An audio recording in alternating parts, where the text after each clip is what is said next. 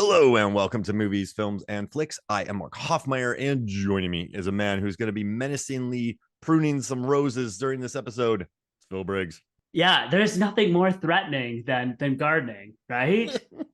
I mean, watching Pete Postlewaite prune roses and just it's yeah.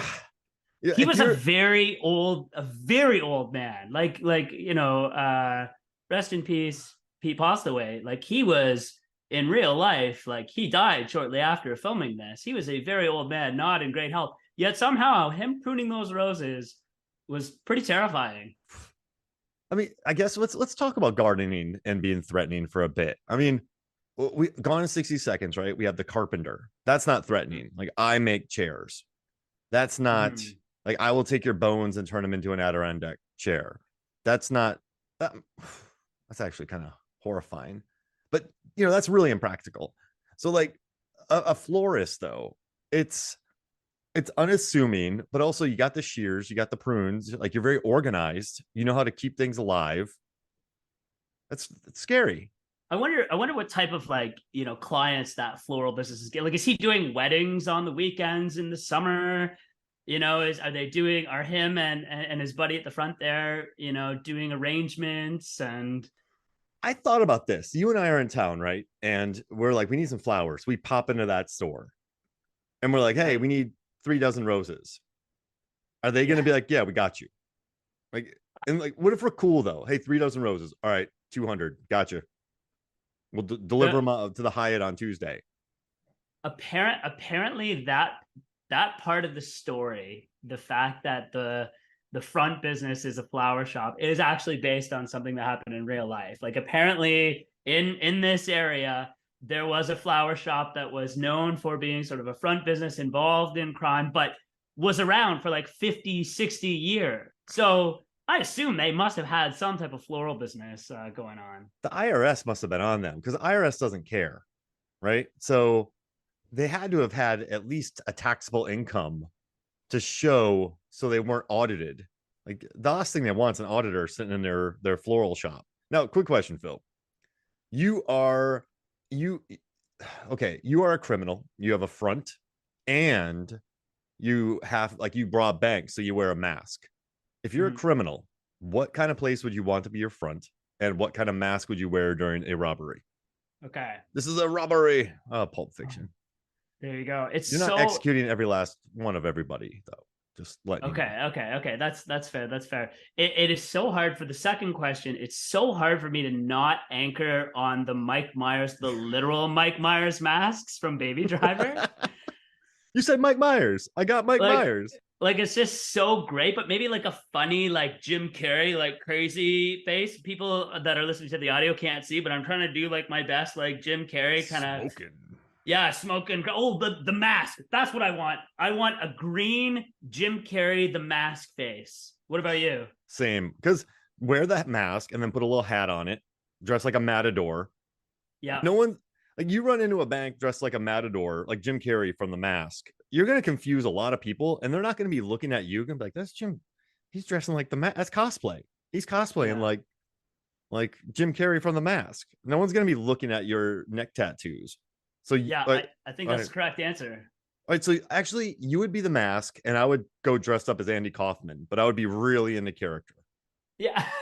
You just would never just driving everybody crazy on set because you just will never break character. I rob the bank, and like, all right, Kaufman, get over yourself. Just wrestling with the bank employees, and then just really in character. And then what would be your front? Man, my front business would have to be like a Pokemon trading card shop or something like that.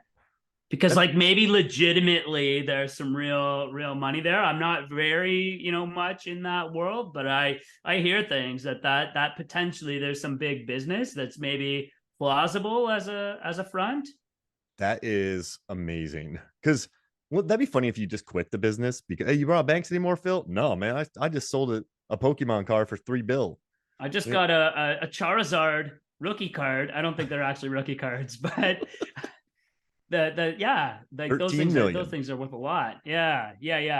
I would do Yeah. a What about record you? store. What's your front business? Record store. I would play Record music store. so it loud, so it'd be hard for the fuzz to get to record conversations inside.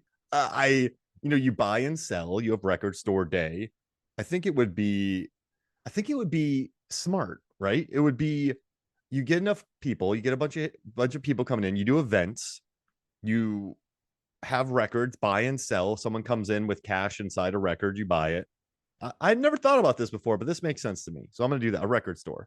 Listen, everybody knows that I have a history of coming on this podcast and proposing some incredible business ideas. So I can't see how this could possibly go wrong. How long would it take for us to be arrested, considering our limo business went bust? Every business we've had has gone bust in spectacular fashion. So how Yeah, long would it take for us to be in jail to do a 9 down I in San Quentin? I would imagine San Quentin. That'd be pretty terrifying. Yeah, I'd imagine we'd probably like maybe a month or so before we get caught is probably the over under, I have a and feeling maybe though that Scorsese, Fincher, Karen Kusama, and Sofia Coppola would make movies about our month in business. mm-hmm, mm-hmm, There would be so many books and documentaries like Netflix. Hulu would have the unauthorized, Netflix would have the unauthorized, and somehow Nat Geo would get the real one, and that would go on Disney Plus. mm-hmm. Yeah, Craziest month. worth it. Totally worth it. Craziest month. There you go. That's what it's called. Who would play us? Bradley Cooper for me. Today I was at my daughter's swim lesson, and somebody was Okay. like, "They're like, I get Bradley Cooper a lot." So someone's like, "We've been wondering who you are for the last few weeks, and you're Bradley Cooper." So I want Bradley Cooper to play me. All right, you got Bradley Cooper. That's great. Yeah, let's both choose handsome Hollywood actors to play ourselves in a story about ourselves. I'll I get Jason Statham every once in a while. Bradley I Cooper pulled and up Jason Statham. yeah, what a pairing, right? Oh, They have to make that's it. this. That's it. All Hey, right. I pulled up to a McDonald's drive-through with my kids, and I had some sunglasses on. Might have been wearing my nice jacket that day. And the lady in the drive-through said to me, "Hey, man, here's your food, and you look like Jason Statham." And so I'm taking her word. I'm taking that with me forever. Oh man, we got a hit. We got a I hit. think Michael so. Mann directed. Oh yeah, if we can get Michael Mann to do it, sign me up. I don't even. Yeah. All right. Good. Can I tell you something? So I've been a fan of the Town since 2010, and this is a movie you put on your list and you wanted to talk about. I've always enjoyed it. Right. I bought it. I watched it. I dig it. Whenever people bring up Renner, I'm like, your car or mine. Like it's a very well made, well done crime film. But the research of it and knowing where Ben Affleck was in his career when he made this, and then reading about all the people that he hired to make this and the people that he surrounded himself with and why he cast certain people, it makes me love this movie more because Ben Affleck's a very smart man. I don't think he gets enough credit for being a very smart man. And after watching this movie and sort of seeing what he was going for, I have more respect for him because he took 37 million, hit 100 plus over the worldwide box office. I mean, this movie's still popular. People still quote it. Rebecca Hall says whenever she goes to Boston, she's like a celebrity and no one knows her anywhere. Yeah, And yeah. so this movie, I guess for me, I've always known that Ben Affleck was a smart man. But this one, like, I really love every decision he made in this movie, and thanks for having me do that. Like, go through this movie again and think about this movie again. I had a good time with it. Yeah, 100%. I completely agree. As far as movie that I go back to rewatch on a fairly regular basis, this is near the top of the list. I saw it in theaters for when it came out originally, and I've just loved it. And I totally agree that the three things that I heard you name there are to me the three biggest takeaways that I have when I think about this movie and why I like it. It's Ben Affleck as a director and this stage of his career and this sort of being maybe not the first step, but probably the biggest step in the Ben Affleck comeback back in 2010. It's Jeremy Renner, like absolutely. I mean, again, not his announcement because Hurt Locker is out in 2008, and Hurt Locker he's incredible in that as well. But his performance in this movie is just unbelievable. And then the third thing is it's the city of Boston. You know, in some ways, and I know Affleck said that Heat was like a really big influence, and in some ways, this movie is Heat, but it's Heat with like so much Boston flavor that makes it so unique. And so, you know, I think any of those three things, man, are things that we should definitely dive into and chat about a little bit more. And one of my favorite things about this movie is everyone in the beginning was worried about this being Heat. One of the producers on it was talking about how Ben Affleck was like, he said the movie that we thought about was Michael Mann's Heat. And so I think at first we were sort of like, oh, how can we not be Heat? And at some point we said, look, embrace Heat. Don't run away from it. We love that movie. Don't be afraid of doing things that they did that worked. And that, listen, that's smart. Like, you don't reinvent the 3 act structure when making a crime film, a heist film. Embrace the tropes that work. Like, if you're a tennis player, figure out how Roger Federer trains and maybe embrace that. Oh, okay, so this is what he does. This is how he stays healthy. This is the longevity of his career. Use that. Like, it's in with this movie, don't run from Heat. I mean, Heat wasn't the first heist film, like, and it wasn't the last. And it's about cops and robbers. It's about one last job. It's a maniac detective going after a criminal with a code. How many criminals with codes have there been? It's Yeah, exactly. and I think by just embracing, like, even Renner, the hotshot friend, right? There's so many hotshot friends of cinema. There's so many like people that you meet during a traumatic situation that you fall for. There's a heist. There's always like an ex that gets you into trouble. It's it just when here's the thing, we've talked about this many times. When you rely on, like, when you keep the plot simple, you're able to focus on characters. You're able to have Renner's speech to Affleck when he talks about shooting the guy. You're able to have Pete Postaway. You're able to have what they have, the speeches that they have, the Eskimos, and you're able to have that when the story's simple. Like, that's plain and Mm-hmm. simple. And that's why, another reason why I love Affleck. Like, all the ADR in this movie that they recorded for this film were Boston sounds. So when they go to a restaurant, they recorded people from Boston doing ADR. They didn't just get Mm. stock ADR. They had people from Boston doing it. They had Boston birds, Boston cars, Boston sounds. He wanted this to be the Boston Heat.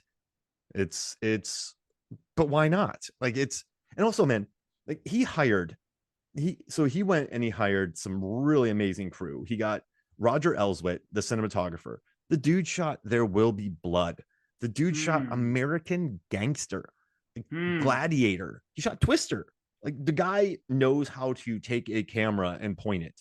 Then you have Alexander Witt, who also works with Ridley Scott. He was the second unit director on Gladiator. He was, the second unit. Oh wait, I read this wrong.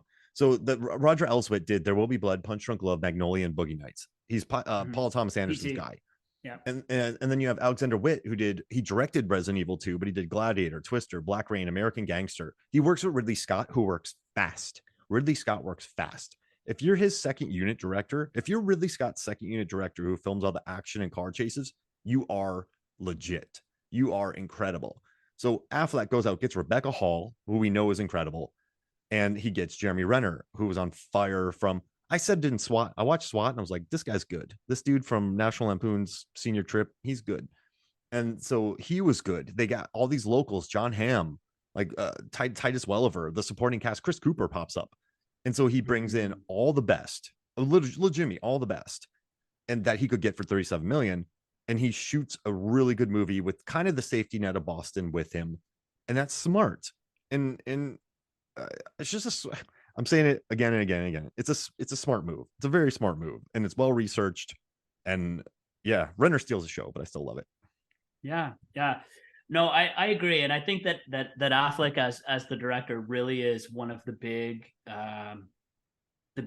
stories here as far as the success of this film, and an amazing career turn for a guy whose career at this point, was really very much on the downswing, like early 2000s. There's all the tabloid stuff, and he's married to Jennifer Lopez, and making some just absolutely terrible movies with her, I guess, included.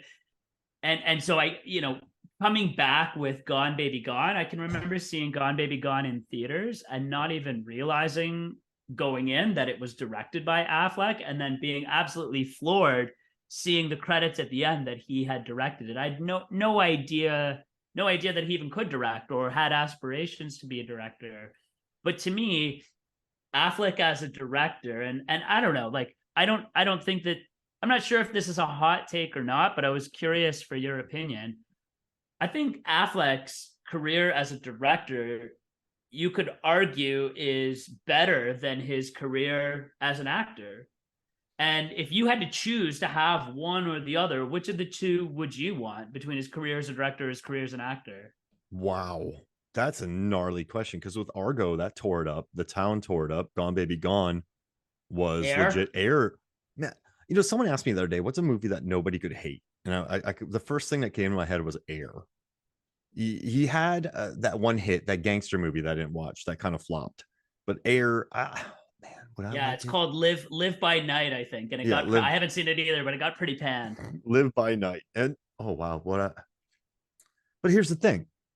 He worked with David Fincher. He's worked with John Woo. He's worked with Terrence Malick. Like even Michael Bay. I don't care. Like he's worked with Mike Judge. He has worked with some huge names. So I mean, Kevin Smith. I love his work with Kevin Smith. Mm. So do I take? I guess director. I guess director. Director. Let's take because Air, Gone Baby Gone, The Town. Yeah, let's do that. And Let's Argo. arch Yeah. which won everything. Yeah, which won everything. So as far as percent, it's obviously a much smaller sample size, but as far as percentage of hit batting average or slugging percentage, as far as the home runs that this guy's hit in directing only a few movies, they've all been amazing, right? Whereas he has had, I don't know, like what's your favorite Affleck acting performance, or your favorite Affleck movie? What's your favorite Affleck movie? It's probably the ones that he's directed, but I don't know, like What's it's interesting to think about, like his best performances. okay? Let's look through his movies. What I mean, I when he popped up in Good Will Hunting, I was like, I love this guy, but he's not the movie. He's the writer. He was a lot of fun in Air. I loved him in Last Duel. I thought that he was very fun in that movie. But I guess if we're, I mean, you got to do The Town. Yeah. I mean, he's fine in Hollywood land, but I just think people are just so happy that it wasn't bad. So Hollywood, Yeah. um, Chasing Amy, Dogma, he's good in Dogma. Yeah, like Uh, some of his old Kevin Smith stuff, I think are some of his better performances for sure. I really liked him in Chasing Amy as well. I mean, Argo, he's good. To the Wonder, I mean, Gone Girl, he's placed aloof so well. The Accountant, he worked triple. I love him in Triple Frontier. That's a movie that I think is one of the most underrated movies of the last 5 years. But way back, oh man, he's so good. Man, I felt so bad for him on his way back press tour because so he initially Yeah. had critics. Did I tell you this? I'm a part of a critics association. I was watching his videos, and people were like, "Oh, so you're an alcoholic in this movie, and you're an alcoholic in real life. How is that?" And he was like, "Oh." So he stopped doing press with press people, and he had Matt Damon and Michael B. Jordan interviewing Mm. him for his performance because he got so tired of the press kind of talking to him. But I'm gonna say my favorite. You know what? All things considered, I'm just gonna say The Town because the physicality of it, the speeches that he has, it does. Listen, his speeches feel very written. Obviously, every speech is written, but I think he's just good in this movie. And most importantly, like he uses physicality well. He uses his charm well.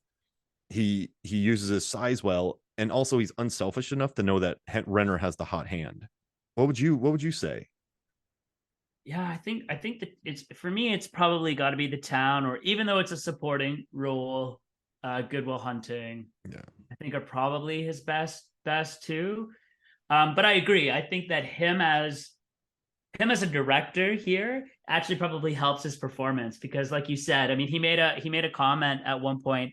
It's good that you mentioned that he recognized that Jeremy Renner was just on fire here, because he made some comment even before the film came out about, yeah, Jeremy was so good in this movie that if there was ever a doubt about what we should be showing on the screen, we could show Jeremy like looking at a napkin or something like that and know that that was going to kill. So he really recognized, I think, as a director, where the great performance was, but I think it certainly helped with his own performance as well. And he's acting against Rebecca Hall too. Like Rebecca Hall's gonna bring it. Like he's this dude and Chris Cooper and people like everybody he put in this movie elevated him, and that's a testament to how smart he is. But I also want to say he's gotten a lot of crap for a lot of the roles he's taken, right? But Hypnotic, which a lot of people didn't like, Robert Rodriguez directed it. Robert Rodriguez is awesome. The Last Duel is a very good movie directed by Ridley Scott. It didn't do well, but I dig it. Like Triple Frontier, JC Chandor did. I think that's a really good movie. He also, like when he had his really bad run, right, in the early 2000s, he did like like Paycheck, right? But John Woo directed that. John Woo, like one of my all-time, Robert Rodriguez and John Woo are two of my all-time favorite top 5 directors. When he did Geely, Martin Brest directed that. Martin Brest is a beast. Martin Brest has done some huge movies. Affleck still defends him to this day and still says that he's a great director. He is, man. Martin Brest is a really good director. And so, coming back with I mean, Jersey Girl, whatever. I mean, that's his boy Kevin Smith. And I think even the movies that he kind of had that weren't quote unquote great, like To the Wonder, right? That's Terrence Malick. If Terrence Malick wanted me to twirl in a movie, I'd do it 30,000 times. I think like Runner is not good, but like Gone Girl, and actually that was a big success. Like he took a chance with Batman. Like I think some of his biggest duds aren't are because he's like, oh, this is Robert Rodriguez, this is Martin Brest, this is John Woo, this is my man Kevin Smith, who I came up with. Like even his failures, I think, are quite noble, I would say.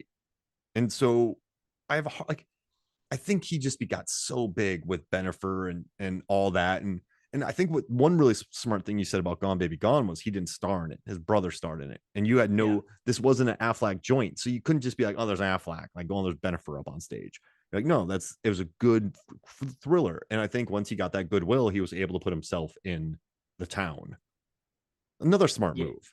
But like, can I just, I know I'm talking a lot, man, but I'm really sorry. But like Colin Farrell, right? He went through A-list territory for a while, SWAT, all those movies, and he's not that guy. He's in Bruges. He is the Gentleman. The Gentleman. He is the Banshees of Inisherin. He's the Killing of a Sacred Deer, The Lobster. He's a guy that wants to be a character actor. You have, I think, even Charlie Hunnam. I think Charlie Hunnam has come into his own with The Gentleman and Lost City of Z.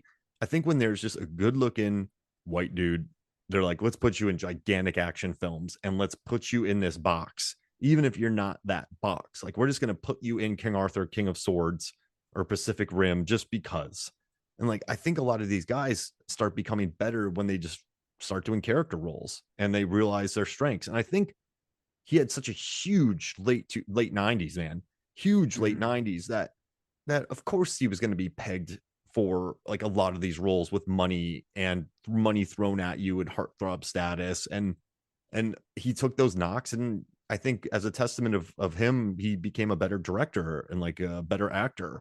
So yeah, once again, I have a lot more respect for him, but I think that's not until he realized like, I'm not changing lanes. I'm not Paycheck.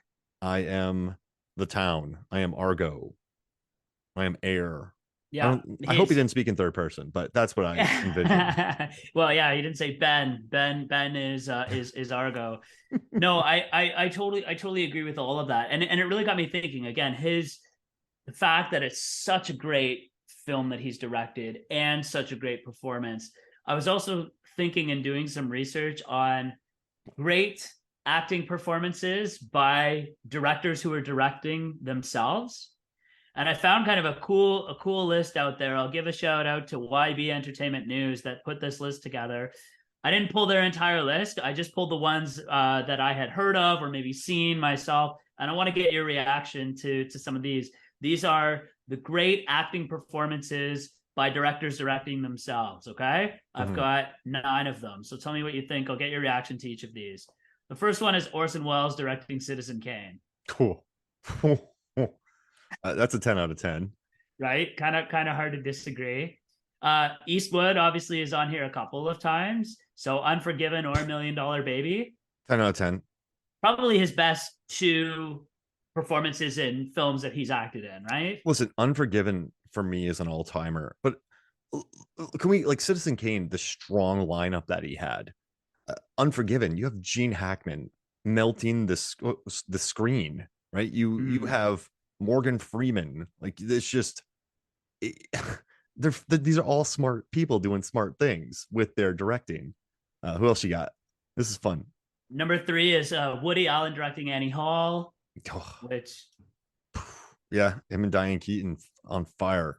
Yeah. number four, Richard Linklater in Slacker. Oh, that's more of a necessity for me, right? Like, actually, I read the book about Dazed and Confused. It's lovely. I love Slacker. Slacker needs more praise for getting clerks off the ground. He's good, but he's very Austin, and that's the Austin vibe. So yeah, he cast himself well and saved money. There you go. Number five is Ben Affleck in The Town. So I think that they nailed that, and that performance should definitely be included on a list like this. Number six is the guy that's going to be playing you in the movie about us and our business ventures, Bradley Cooper, directing A Star Is Born. Huge, gigantic film. And yeah, he was really praised as being, again, similar idea, very smart guy who maybe doesn't always come off that way for whatever reason, or isn't always perceived that way. But I mean, he started with like The Hangover, right? Well, he was in Alias, but then like The Hangover and like Limitless. I think he and sort like of Wedding Crashers. He had that crazy role in Wedding Crashers. Yeah. Mm-hmm. All right, number seven is Kevin Costner in Dances with Wolves. Oh yeah, and Robin Hood, Prince of Thieves. Did he directed Robin Hood, Prince of Thieves? No, another Kevin guy did. My bad. What about Keaton Ivory Wayans? And I'm gonna get you, sucker. Not on this list, but I was gonna ask you if there were any glaring omissions. So let's add that to the bottom. All right, two more. Ben Stiller in Zoolander. Oh my gosh, yeah, wonderful. Right, so good. I'm not an Ambi Turner. It's and then the last one was Ed Harris for the movie Pollock, which I guess he won I've never seen, but won an Oscar for Best Actor. So, I guess if you direct yourself towards winning a Best Actor Oscar, then, you deserve to be on the list. I love some Ed Hair. Oh man, so good. I don't know if I could pick the best out of all those. I'm gonna go Eastwood with Unforgiven. Yeah. I mean, but Cooper though, singing and but you know what's interesting? Most of those directors had been through it by the time they did that. Well, except for like Orson Welles, he was a young buck, but I dig that. I mean, also I think Spike Lee maybe should get a mention because he like Mookie and Do the Right Thing. He didn't get an Oscar nomination for his performance. He's not the lead role, so I guess he puts himself as more of like a side character in it, not the main character. But yeah, no, that's like I'm just gonna put directors who directed themselves. Is that what it is? Actors who directed? Actors who, or I think I can't remember what I what I did to find this. Yeah. But I mean, I think Robert De Niro in A Bronx Tale. Wow. Oh, Michael B. Jordan in Creed 3. He did good. But no, I think all time though, you got to look at like Unforgiven. I'm gonna go Unforgiven. Yeah, I think so. There's 20. Oh wait, Joel Edgerton directed. Oh, Mel Gibson, Angelina Jolie. This is a quick list. This is a long list to go through at this moment. But what do you think? Who do you think has? I think Unforgiven is probably. I think either of the Eastwood movies, in all honesty, Unforgiven or $1 Million Baby would probably be my pick. How does he do it? Like they probably shot those movies in what, like a month, right? Yeah, Eastwood shoots quick. Yeah. Oh man. Oh my goodness. But yeah, no, I mean, I think Gone Baby Gone, and look at the Town budget, right? 37 million. Crazy. And I think that's the only way he could direct it. I know they reached out to him, right? They had another director on. Julian, yeah, they had another director. He wanted to be like 3 hours and have it be really sexy, which which makes me laugh. And I think that guy went on to direct Deepwater with Ben Affleck later on. Oh, well, there you go. So yeah, apparently, so yeah, a couple things on that. So apparently the book on which this story is based centers much more around the romantic relationship between Doug and Claire. And Affleck kind of wanted to move the story away from that a little bit more and have it be more about the guys and their dynamic. Obviously, the romantic relationship still plays a big role, but even for Affleck, when he was done filming this, the initial cut was 4 hours long, and he had to edit it down. They said to him, "You got to get this thing to like 2 hours and 10 minutes." He spent 3 days, and he cut it from 4 hours down to 250, and then managed to get it down to, I think it's 2 hours and 8 minutes now. But How much yeah, of there's a Rebecca whole Hall do you think was lost? a lot. I think that that's probably what we're cutting, is a lot of the romantic. I mean, some of their scenes, even if I were to offer any critique, it is that some of their connection does, those scenes do drag a little bit. But part of it is that you just came from like an absolutely exhilarating car chase scene or an exhilarating bank robbery to, them maybe slowing the pace down a little bit. But if I would imagine that that's probably part of what was cut. What do you think? Yeah, and listen, I feel bad for Rebecca Hall too. She's directing now. She's directing Passing, and she's doing her own stuff because I think Oh, she got cool. tired of, as much as she loves the prestige, she just plays a woman who hangs herself because her husband's a shit. Yeah. And you this one, I think she very much so is in Iron Man. Her character got cut down for toys. She was supposed to be the original lead villain, but then they switched over to Guy Pearce because they were worried about toy sales. So Hmm. then you have this one, which she's really good in. And 10 years later, she still has nothing but nice things to say about this movie. So I don't think she harbors any ill will.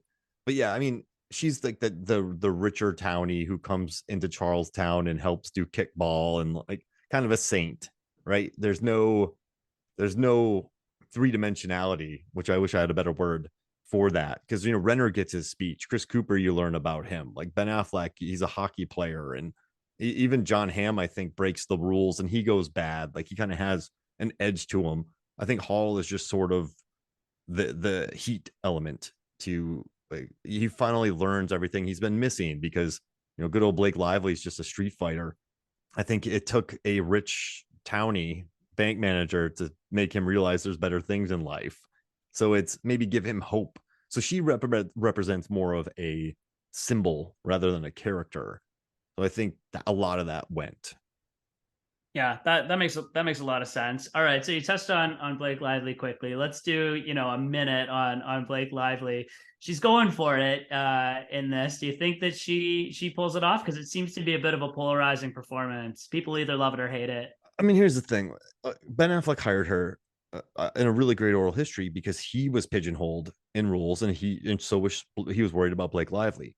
Now, like I've seen Blake Lively in Simple Favor, Shallows. I think she's really good in Shallows. She holds the screen effortlessly. Like if she's not a good actor, you couldn't do what she did in Shallows. She's a very good actor, but I think this role you sort of feel the acting a little bit, and I think too. I mean, she wasn't that experienced at the time. She was coming off a Gossip Girl. She took a big chance by taking this role, and I think I really love that Ben Affleck hired her because she did the work. She spent a month with people. She did as much as she humanly could. But for and listen, she's Blake Lively's awesome, man. Like I think she's great. Like awesome business person. That Betty Buzz is crushing it right now. Like, but this role, I was like, she's good, but I feel the acting, Yeah, if it's a that good way to makes put sense. it. Is it Yeah, it totally. um and listen, you got to respect that they put themselves out there, that they gave themselves that role, but I just felt it. I don't know. Like I never felt Renner acting. I never felt, and he had been at it longer to be fair. I never felt Rebecca Hall acting or Titus Welliver acting, but I just felt her acting. And maybe that's the baggage I took in from knowing she was from Gossip Girl, right? Like that's or from Accepted. Maybe I just was like, oh wow, this is because when you know what I think the problem is of going against type is you when you're an audience, and I'm not saying expectations should rule everything, but the best thing about movies sometimes is you just flow with it. Nothing pulls you out. So when someone goes against type, you just feel that, right? And that takes you out of the movie a little bit unless it's done right. And so it kind of takes you out a little bit. She goes for it, but yeah, I felt it. If that, I just had, so you bringing that up, going against type, just brought to mind for me. So I just had this exact same experience. I just watched Ford versus Ferrari for the first time the other day.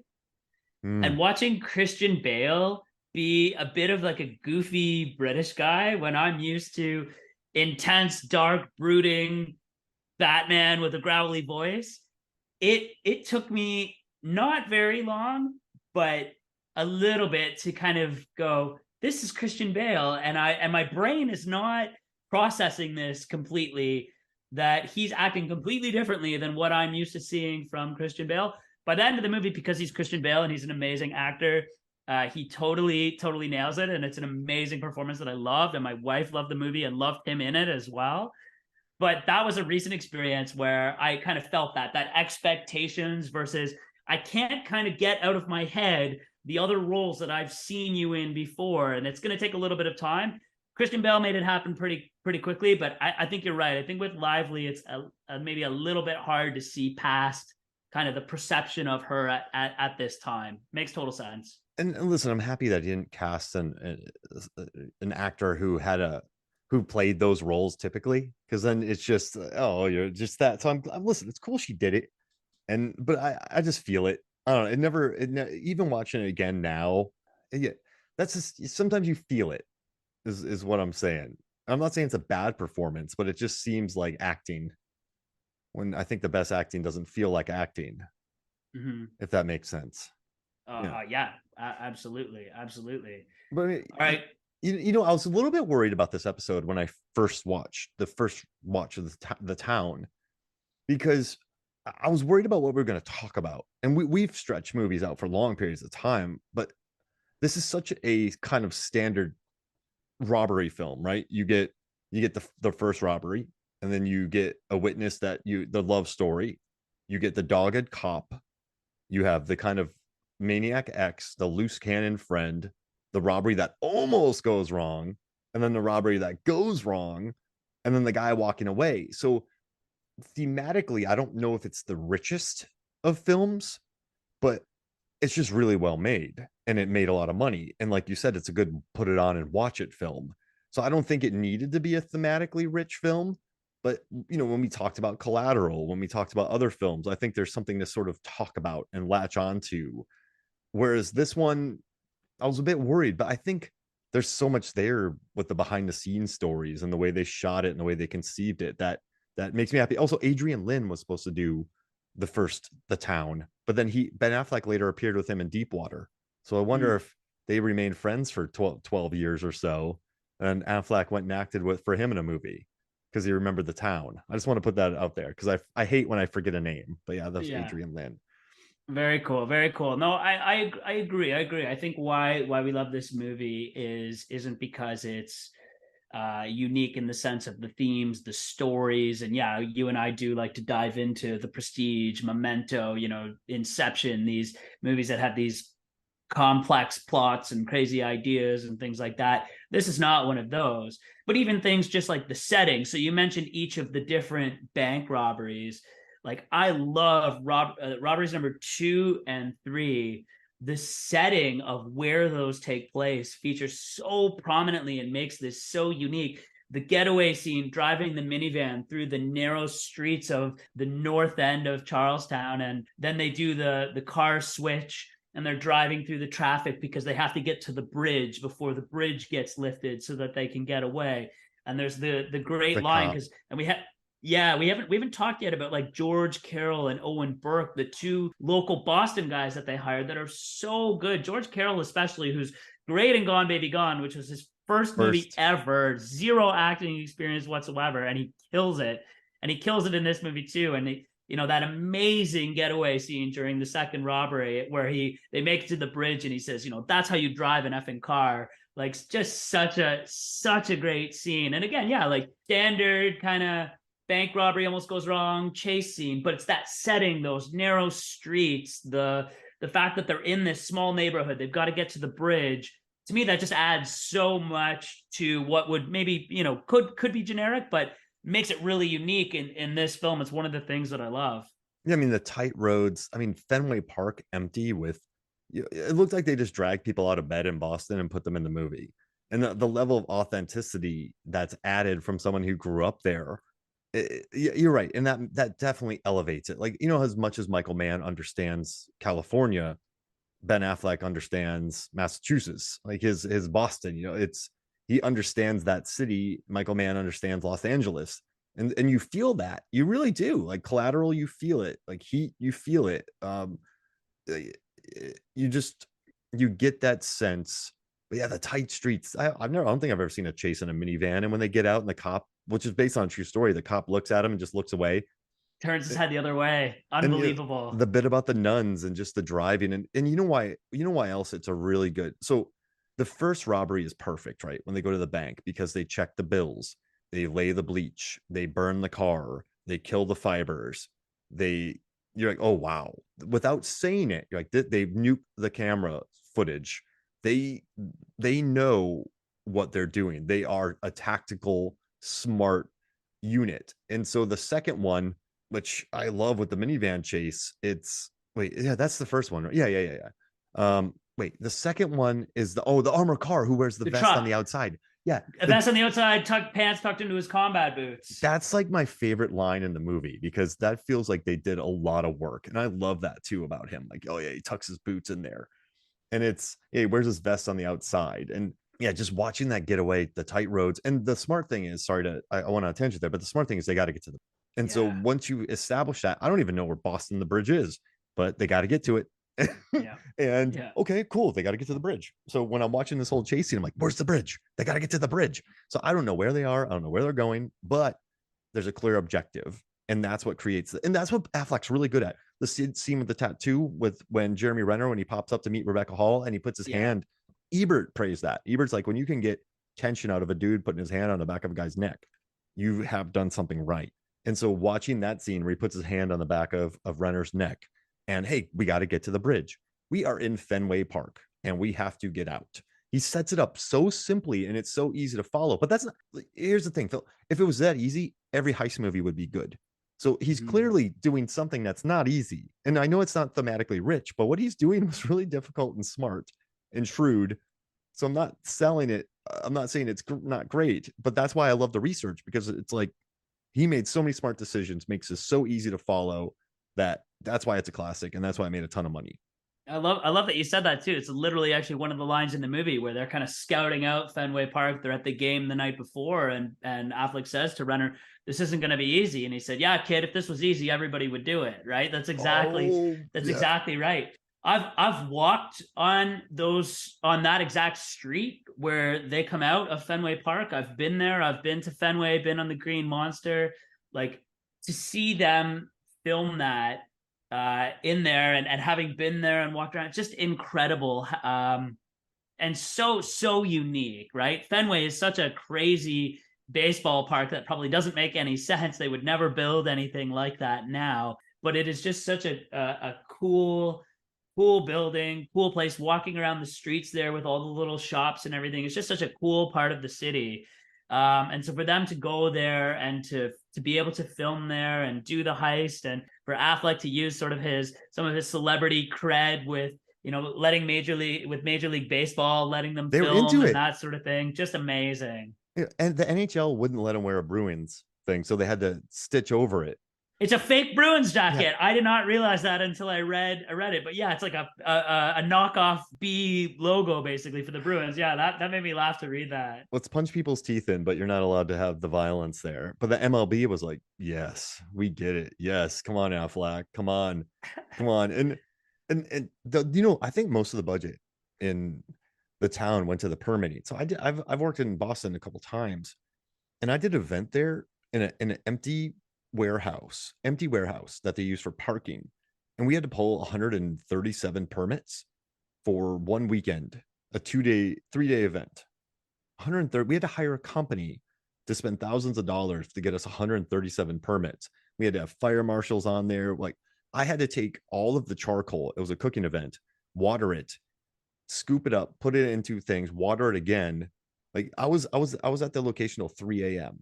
doing that because of the 137 permits we had to pull. I not only managed it, hired all the volunteers, got the security, but I was also there late at night to making sure charcoal wasn't there so that the fire chief doesn't bust us. We had constant inspections. So no wonder he made it there. He's Boston's golden boy. So I wonder how many permits were made easy for him. on the town because of this movie, because I have nightmares still thinking about that show.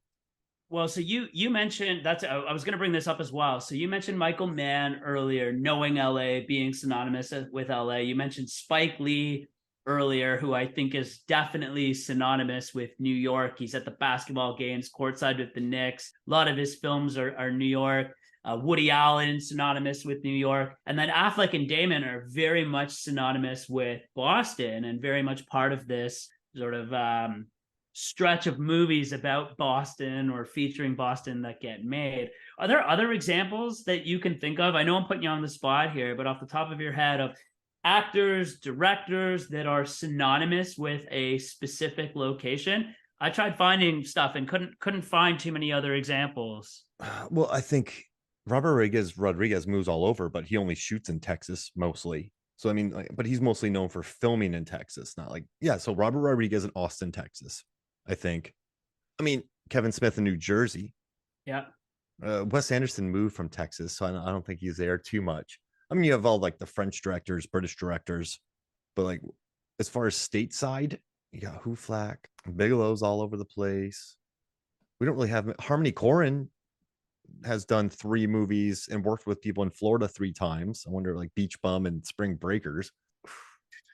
Let's see, Louisiana, maybe not. North Carolina, Detroit. This dude. I mean, Sam Raimi's Detroit guy, but he doesn't really film it. Well, he filmed that Alice movie with James Franco in Michigan.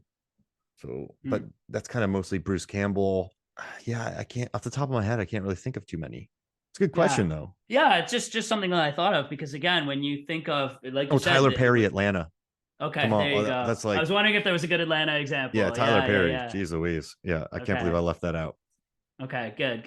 I'm glad you got to that because yeah, when you think of Affleck and you think of Damon, you think of Boston, right? Because of Good Will Hunting, especially. So there was a funny story about this being filmed in Boston and at Fenway too. So they're filming at the Fenway scenes early one morning, 7 a.m., making all kinds of noise. And someone comes out of an apartment nearby in their pajamas and starts screaming at people on the crew, like, "What are you guys doing?" It turns out it's Jonathan Papelbon, the relief pitcher that played for the Red Sox.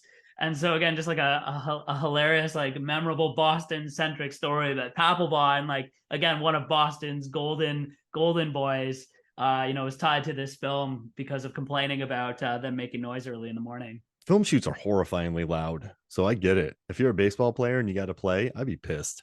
Oh man, and real quick, like, what are your favorite moments in this movie? Like, let's touch on some little ones because I was just looking through my notes and I got reminded of when Affleck walks into the florist and he's like, "Oh, Rusty, something went wrong. Like, come in here," and just shoots a dude in the head. Yeah, so tricky. I mean, but that's if I could have picked someone up in the theater and ran around with them because that's cool. That's a cool movie and move. And also, you're gonna hate me for stealing this from you, but I think you know what I'm gonna say. I think you know. Like, I need your help on this one. Oh, I need your help. Yeah. You can't ask me about it later. We're gonna hurt some people. And Renner says, "Whose car are we taking?" I think I started punch dancing in the theater, right? Because that's it's cool. It's the best line in the movie. That for me is my favorite line in the movie by far.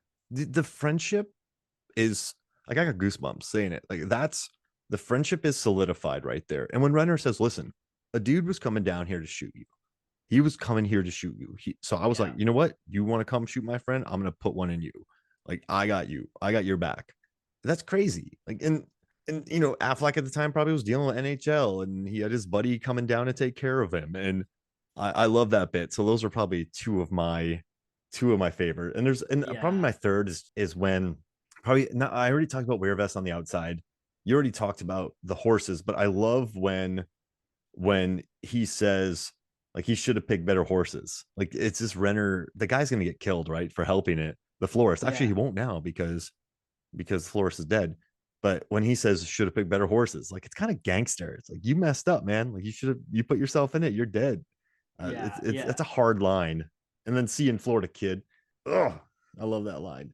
But yeah, Yeah. what are your favorite moments in this movie? Yeah, I got a couple others. So whose car are we gonna take? For sure is my number one. At the end of that scene, after they go and they beat up the guys and shoot them in the leg, and there goes college soccer or whatever. Renner just has so many great Yeah. lines.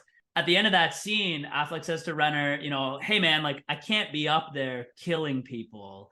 And Renner responds by saying, hey, you brought me, what did you expect, man? Like basically, like that's what I do, sort of thing. So to me, just for that character, just absolutely being unhinged, that was a great line. I love the scene when the police are interrogating the guys and they're trying to get McGlone to read the script of things that he's supposed to say, and he says to them, "I'm trying to make this stuff sound authenticious." Yeah. It's just such a funny line. So good. Yeah, I would say that those are probably my favorite. Love that bit. And what do you think about Jon Hamm? We haven't really talked about him in this movie. He's loves working on this. He loved going around Boston. I worked with him on $1 Million Arm, and he just talked about all the restaurants he went to. Like he seems to be a dude when he goes to a city, he just wants to go to the good restaurants, and he just wants to have some good drinks and good food. And on this one, and Affleck said he wanted to cast him because he wanted, like, you're rooting for Affleck, but you should be rooting for the cops. But I think this character, what he does when he goes to Blake Lively, like some of the rules that he does, like he's a good cop. He understands it, but he's just, as much as I love Jon Hamm in this movie, I don't think he's not the focus. But I think as far as being a dogged cop, he's good. Outside of like remember Pacino and Pacino had Natalie Portman, he had the wife, Yeah. like he doesn't really have an internal life in this one, Jon Hamm. So I think that keeps his character from excelling. Yeah, yeah, it's a really good contrast because I think that in Heat you are definitely rooting for both of them. You're rooting for De Niro, but you are also rooting for Pacino because in some ways the theme of Heat is that they need each other, and they are in some ways much more similar than they are different. They both are great at what they do.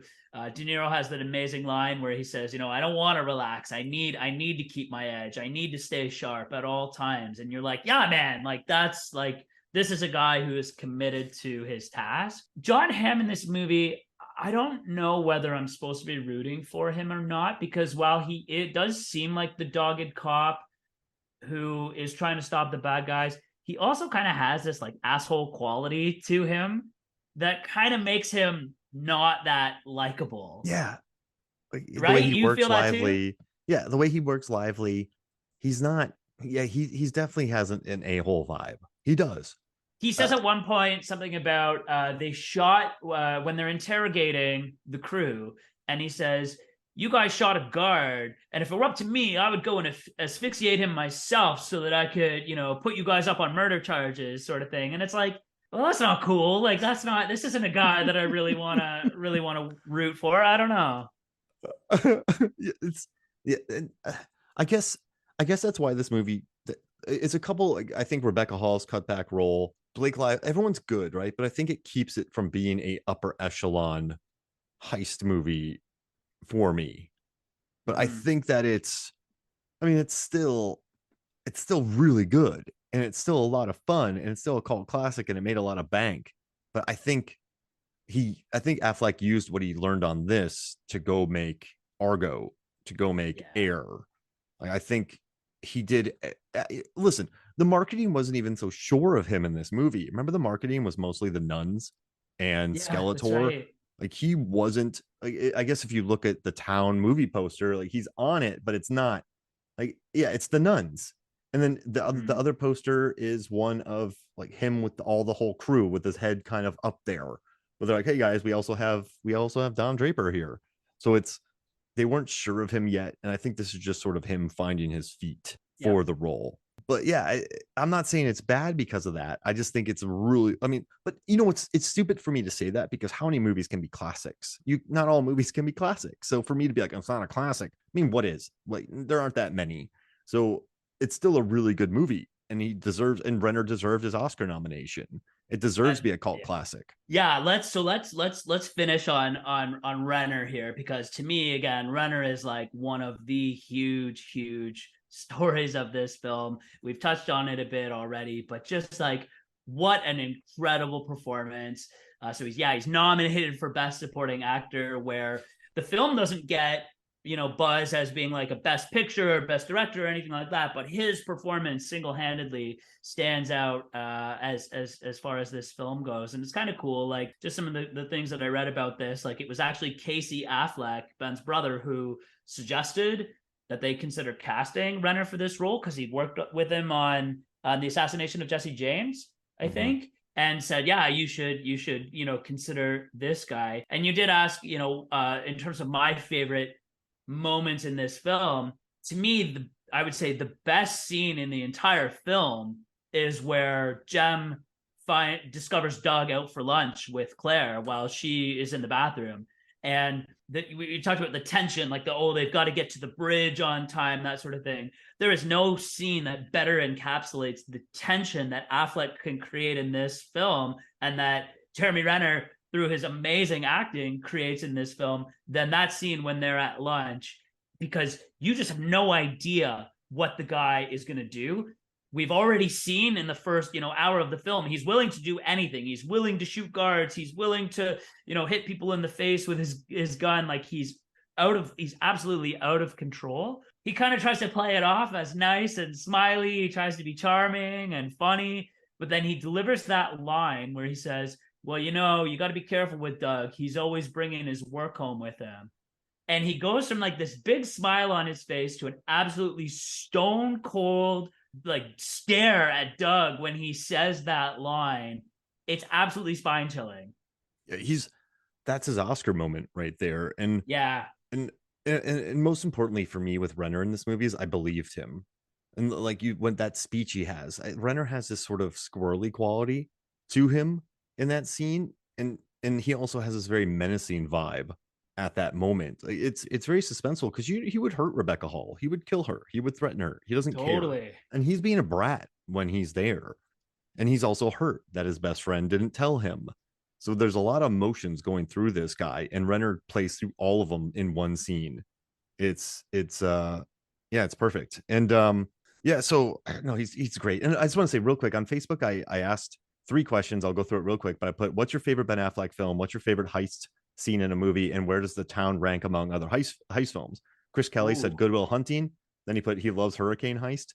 And he said it's an excellent movie. And he said it's like top notch, very well done, very well executed, but he doesn't think it's one of the upper echelon. Neil Mitchell said he loves The Accountant and Heat.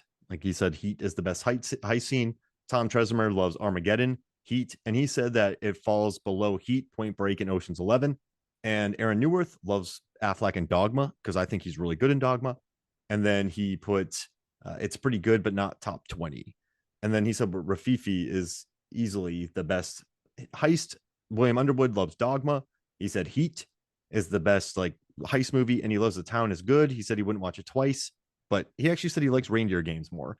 Tony Briley says he loves Boiler Room, and then he said he loves The Heist in Point Break, and he said it's the top 10 heist film. So I just want to get those out there, read them. But yeah, so since this movie's all about Renner, since it's all about supporting characters, I thought you and I could do something real quick. Let's just do a supporting character in a heist movie draft to form a super heist squad. Okay. All right. So I pick 5, you pick 5. Do you want to drop your 5 on me, and then I'll drop my 5? Do you want to go 1 and 1? What do you want to do?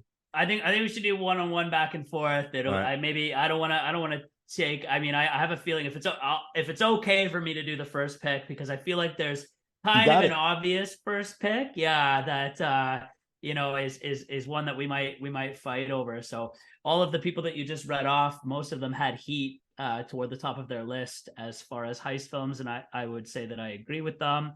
And so for my first pick in the supporting characters in heist films draft, I will take Val Kilmer as Chris in Heat. I wrote Heat Chris before you even said it. It's the obvious first pick, right? I think it's the obvious first pick. It's perfection. Perfect. Like he's Kilmer. I just get goosebumps. He's perfect in Heat. He brings the heat. He is so good. I wish I had more to say good. Other than he's perfect, but he's the heart and soul of that movie. He's so good. For me, I'm going to take Han from Fast 5, played by Sung Kang. I love Tokyo Drift. I love Fast 4. I love how much he steals. I think Sung Kang is an incredible presence in these movies, and I love him and Giselle in Fast Five. So I'm taking Han from Fast Five. Sung Kang is my first pick. Nice. Nice. Not on my list too, so I'm happy about that. So that's great. Okay. I consider we last did Inception. I consider Inception to be a heist movie. It's a mind heist movie.